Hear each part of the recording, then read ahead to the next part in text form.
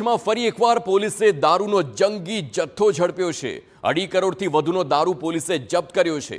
Anjar GIDC plot number 69 માંથી દારૂ ઝડપાયો છે। પોલીસને વિવિધ બ્રાન્ડનો વિદેશી દારૂ મળી આવ્યો છે। રાજસ્થાનના 6 શખ્સ અને કાર માલિક સામે ગુનો દાખલ કરવામાં આવ્યો છે।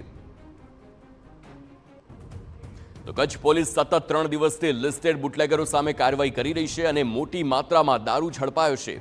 ગત રાત્રે જ પોલીસે મુન્દ્રાના ધ્રબ ગામે યાર્ડમાંથી 1 કરોડ 29 લાખનો દારૂ ઝડપ્યો અને 1 કરોડ 31 લાખનો મુદ્દામાલ ઝડપ્યો છે। આ પહેલા પણ ગાંધીધામના ગળપાદર પાસે સાંગ નદીમાં આઈશરમાંથી 60 લાખથી વધુનો દારૂ ઝડપ્યો હતો અને દારૂ સાથે એક શખ્સની ધરપકડ પણ થઈ હતી। ત્યારે આજે ફરી એકવાર અંજાર જીઆઈડીસીમાંથી દારૂ ઝડપાયો છે। હાલ કચ્છ પોલીસ દારૂનો વેપલો કરનાર સામે તવાઈ બોલાવી રહી છે।